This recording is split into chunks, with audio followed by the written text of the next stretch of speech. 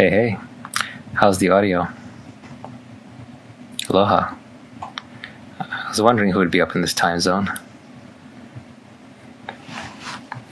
Good. Got a new microphone finally. No more AirPods. Yeah, dark is good. I'm doing you a favor. Great. I got a Shure microphone at someone's recommendation on the internet. Am I doing Happy Body still? A little bit. I'm mostly doing yoga these days, though. I think the flexibility gains from yoga are important. We'll just let some people come back, keep coming in.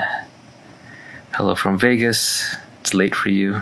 Yeah, it's a late night broadcast for me too. I won't stay that long. I'm pretty tired.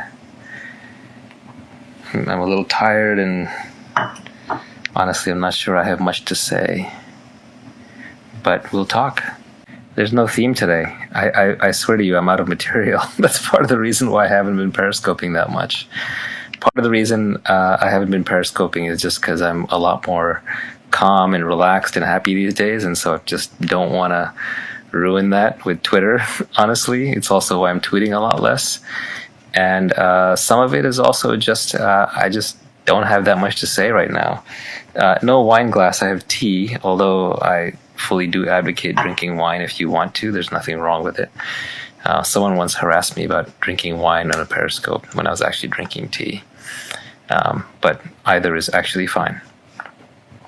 Yeah, tweeting does mess up my vibe. It's Molly Dolly just said tweeting messes up your vibe. It does. You know, Twitter is a tough place to hang out. Everyone wants to get outraged about something.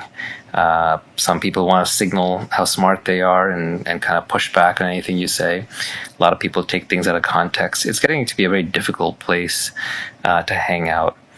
I also had a Twitter mishap. I actually wanted to cut down my Twitter, so I deleted my Twitter app off my phone and my iPad. And what I didn't realize was that Twitter doesn't store the drafts in the cloud. So I literally lost hundreds of tweets, which was a little disheartening. Not that it matters that much. Those were not the best tweets, and those were more kind of notes to self. But I lost a lot of material. Regardless, I mean, I have a ton of things I could say. I just feel like it would be redundant. Book I read recently, I actually went through Skin in the Game recently, Nassim Taleb's book, and I went through it very slowly. It took me the better part of months because that was the kind of book that I really wanted to absorb. So I would read 2-4 pages at a time and take a lot of notes, which I rarely do. I'm not a note taker, but with Skin in the Game, I took notes because there are a lot of good original concepts in there. And I'll be interviewing Nassim Taleb at BlockCon on Thursday, and there will be hopefully a streaming link, but at least a video afterwards. So you're gonna get some good insight there. How many books do I read a month? I don't track the number of books. I don't think it's a relevant metric at all. If you read one amazing book a year that changes your life, then that's all it takes. Books read is just a vanity metric. Number of words read is a vanity metric. Somebody on Twitter, I think it was Ayla Curtis, said, I would rather read the 100 top books than read a lot of books. And I think that's right. Skin in the Game, actually, it's the second time I've sort of read it. I read about halfway through the first time, then I let it sit for a while, then I went through it again, and now I'm sort of reviewing it one more time. So I forget about number of books read. See, reading books is completely a personal experience. It's a single player game, as I've said before. So there's no point in trying to do book reading for other people. In fact, sharing books in that sense is bad. And sharing what books you're reading is bad because it forces you to pretend like you're reading more than you are, or you're reading smarter than you are. How does one know which are the top 100 books? So that's why you read more than 100 books, because you skim very, very quickly to find the ones that grab you and are important and interesting for you, and then you stick to those and you go really deep. There's exploration, and there's... Sorry, the camera slipped. There's exploration, there's exploitation. So you explore a lot of books until you decide that there's something there to exploit. So I want to try this one a little bit differently, where I'm going to let people list a bunch of questions. I'm going to read them, pick one that I think is relevant and have something to add to, and then I'm going to ignore the questions after that. So if you could, please try to batch up the questions during these pauses. So let's go ahead and lay out the questions for now. Let's do questions. Yes, reading is a journey to find the great books for you. That's correct. How to get smarter? Just read a lot. Yeah, I always read according to my. So, sorry, I have the phone precariously balanced. The problem is this new mic only mounts on the bottom, not on the top, so it puts the phone in a precarious position. But I'll just hold it. How do you manage to apply discipline on yourself rather than just do what you like? Discipline is really overrated. Discipline is just you fighting with yourself to do something you don't want to do. So I would say it's more important to find something that you want to do and that can be productive, as opposed to trying to discipline yourself. Self-discipline is it's tough. You won't sustain it. Tiger Woods didn't become a great golfer through self-discipline. Now, there's some things that, I'm not a very athletic person, so it's hard for me to do workouts on a regular basis that I enjoy. It took me a long time to find one that I did enjoy. And now I like yoga because it's also extremely meditative, and it's very relaxing. And it's kind of a trip to build up your flexibility. It makes you feel younger. So I've gotten into yoga. So it's the first time I would say I found some athletic activity that I like to do for fun. Well,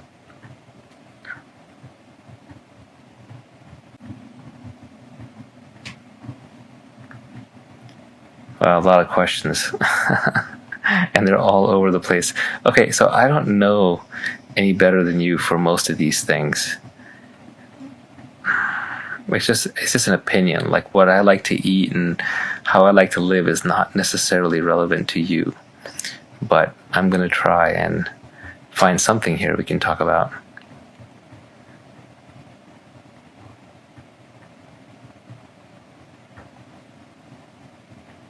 What is consciousness?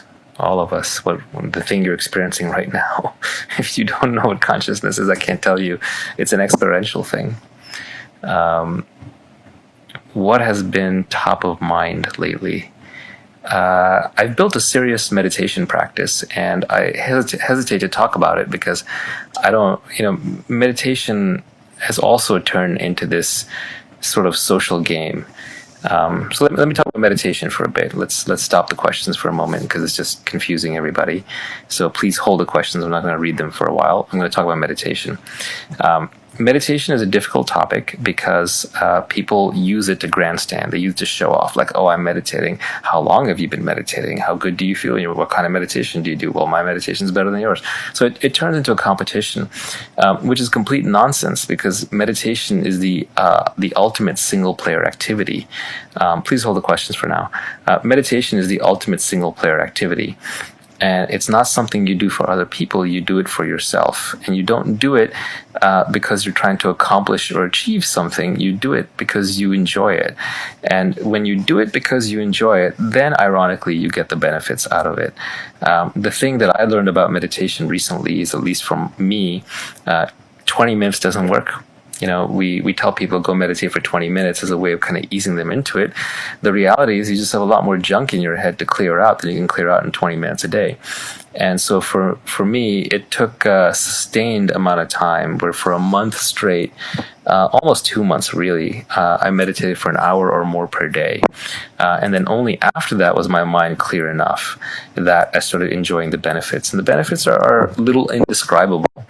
But the closest analogies I can give is it just makes me calmer, happier.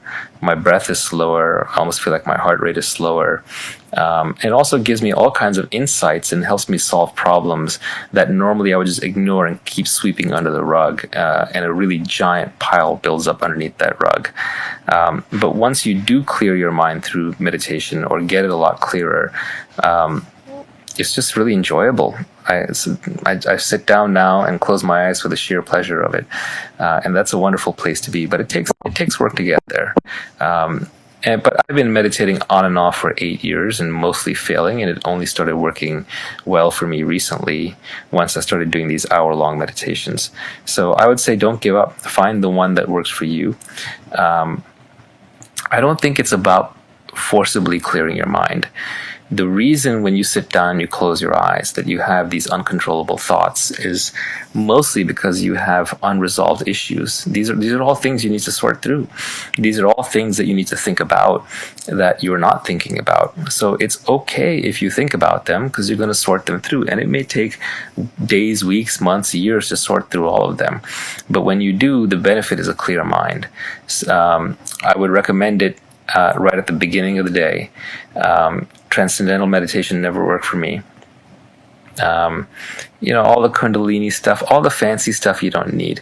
The Buddha supposedly became enlightened just by concentrating on his breath. So if it was good enough for the Buddha, it's probably good enough for you. And the system that I tried is basically just sitting down for 1 hour every morning. 1 hour is the minimum.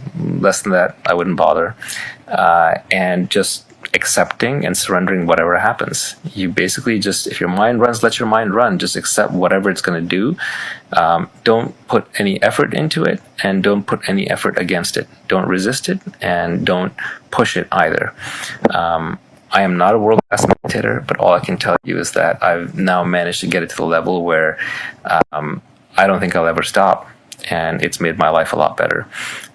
Someone asked about sleepiness. Yeah, the reason to do it in the morning is so you don't fall asleep. So you can lean your back against something, get comfortable and still not fall asleep. Because otherwise, if you do it in the evening, you either have to be incredibly flexible and be able to sit up straight without leaning your back, or you will fall asleep. Having a clear mind is wonderful. When your mind is clear, what remains is peace. And if you're in a peaceful state and you're doing something, it almost turns into happiness. It's like free happiness without drugs, without alcohol, without even sort of external stimulation. Okay, now let's open up to more questions. In other words, I'll read questions. I know people have been asking, but I try not to read when I'm talking. Do I lay in a corpse pose? No, because I would fall asleep. And I think for me, it works better when you're sitting up straight. They do say in meditation, you want your back straight, and there's something to that. And do you think about life after death? Those are highly related. So it's late at night, so let's get philosophical. I think everyone's fear ultimately, all fears are children of the fear of death. The fear of death is the big one. And it's a good question to ask. Why do we fear death? What are we so afraid of? After all, every night when you go into a deep sleep, you're essentially dead. You don't remember anything from the deep, deep sleep. You might as well be dead during that period of time. Before you were born, it was like being dead. If you've ever been knocked unconscious, either through general anesthesia or just some kind of trauma, you were essentially gone from this world. So it's not the experience of death that I think we fear, because there's no one there to experience it. There's not even the experience of necessarily of loss, because you don't experience anything when you're dead. But I think what we're really afraid of when we die, or when we think we're going to die, is sorry, I'm going to block somebody here. All right.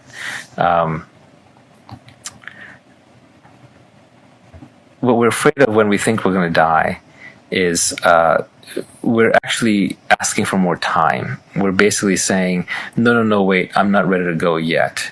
And why are we saying we're not ready to go yet? So I think it's more that we feel like we haven't really been living. We've been putting off our life. If you were living your ideal life, and if you were going through joy or happiness or bliss all the time, if your life was fulfilling moment to moment, then I don't think you would really fear death. First is you'd be too busy to fear death. You'd be too busy living. And second is I don't think you would have regrets. Life is actually really long. It's really, really long. It's just that we waste it. We fritter it away. We fritter it away because we're doing things that we think are low value, or we're mortgaging the present to try, for some imagined future. But I think if you're truly living your life on your terms the way you want it, and you're happy, you will find that life is long and you are less afraid of death. So I think it's not that we fear death. I think it's that we fear not living the life that we want. And I think the easiest way to get out of that, it's not easy, is just to start living the life that you want now, not putting it off. And that's, I'm guilty of that too. Everyone's guilty of that. We just put off our lives. I don't know if that was helpful. I feel like everything I say now is just trite. It just feels so obvious to me.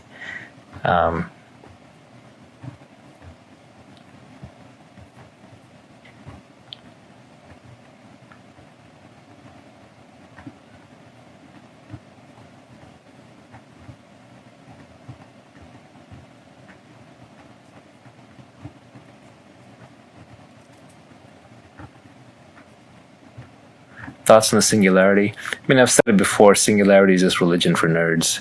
It may happen. It may not. I don't think it will. I think it's very hard to extrapolate non-linearly from where we are, and I don't think it's going to save you in any way. I think it's one of those traps. Like, here's something counterintuitive. I think hope is kind of a trap. If you remember the old Pandora's box story, Pandora in Greek mythology, she opens this box and there's all these horrible things in the box that come out of the box: war, pestilence, death, famine, etc. And she looses all these evils on the world. And then at the bottom is hope, and that's supposed to make us feel good. Like, oh, okay, don't worry, there's hope. That might actually be the biggest problem, because hope is you basically thinking things are going to be better tomorrow, and so not really embracing what you have today. And if you're in a very difficult situation, maybe you need hope, but I think in general it's bad to live a life full of hope because it's throwing today away. So I don't know how that question came up, but on the hope issue, I don't think hope is necessarily a good thing. It's too much living in the future.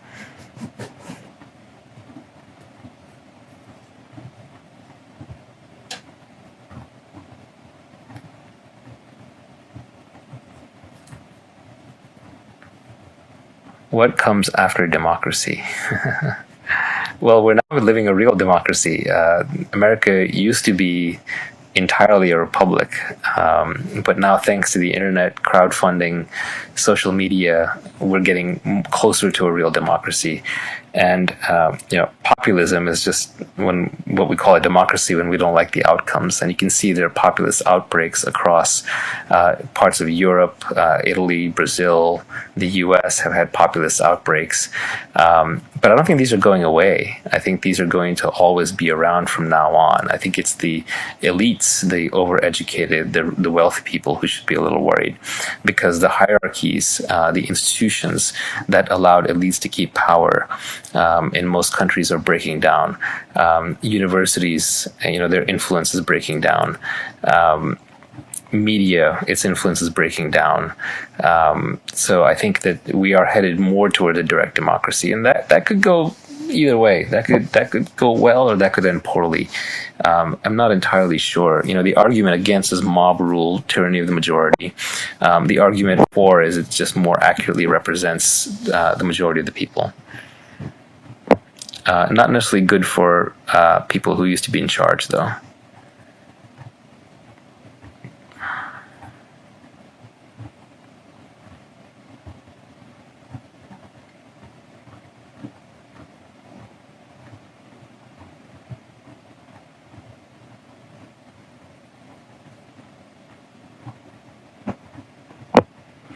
Do you have to sleep 8 hours a night? Well, I have young children, so for me, it's not even an option. as I'm sure all of those you with kids know. Yeah, I'm very excited to talk to Nassim Taleb. I think he's one of the greatest living natural philosophers, someone who essentially practices science for the sheer love of it across many domains, as opposed to as a job or institutionally. And I think he's made several original contributions. So I'm really excited to talk to Nassim Taleb on Thursday.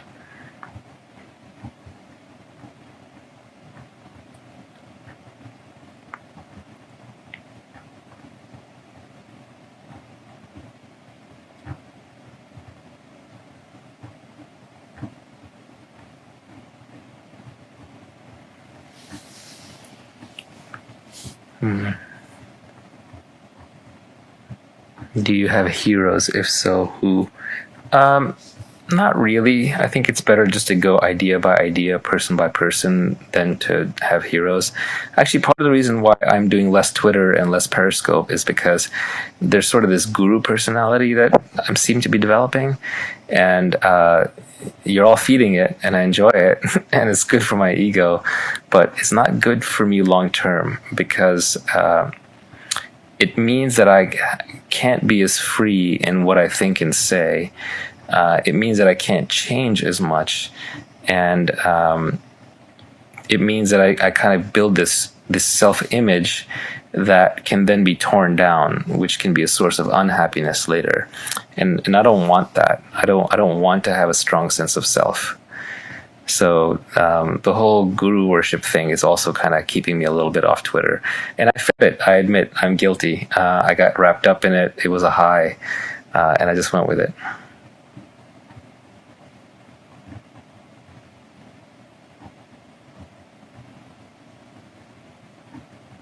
Do I wish I were anonymous? Yeah, some days I do. It would be nice to turn it on and off. I actually wish I had an anonymous Twitter account, but I just don't want to start from scratch and build up a new Twitter account. And I also don't trust Twitter to keep my identity private. I feel like somebody there would out me.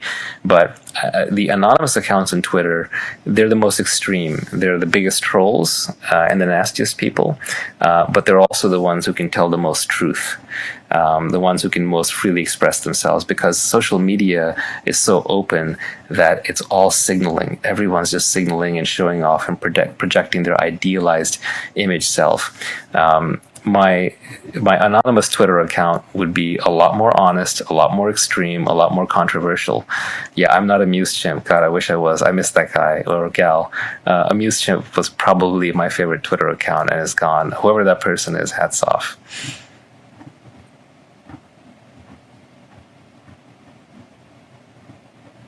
Am I still into crypto? Yes, but in the long-term sense, it was more interesting to me before it was so mainstream. Now that it's really mainstream, it's less interesting to me, just because I like to be out on the edge. I don't like to be in the middle of things. So I'm actually slowing down crypto investing. I park it with a couple of funds, and I'm probably just going to take a very passive, hands-off mode for quite a while. Yeah, I agree. Anonymity is key to free expression. It is important.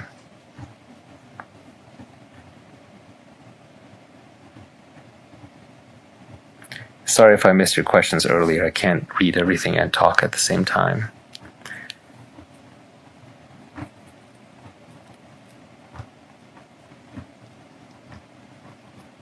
Oh, someone said I have controversial opinions. Of course, I have 80% of my opinions are controversial, and I don't get them out. I have to be careful what one says on Twitter.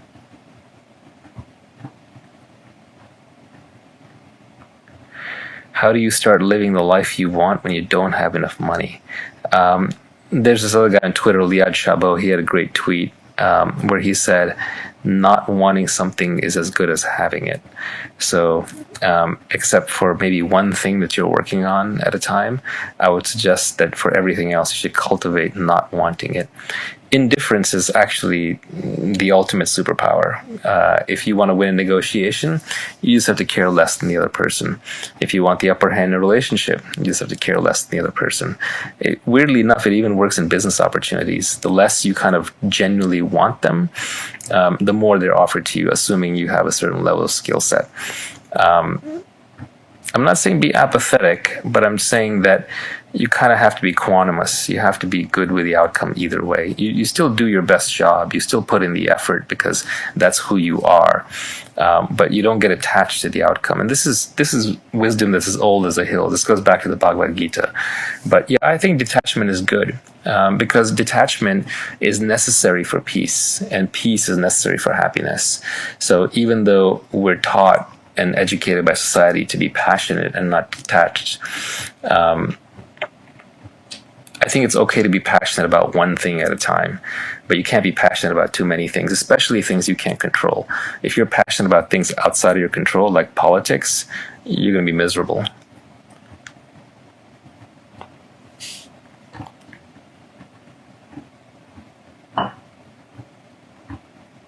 I'm drinking tea. Can everyone still hear audio? Someone said they can't hear audio. Can we just get an audio check? Can you guys hear me?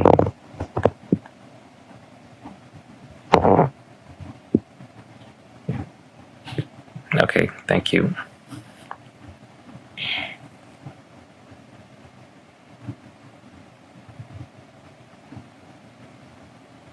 Okay, got the audio.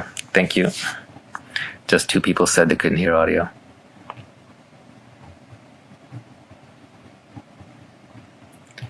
René Girard.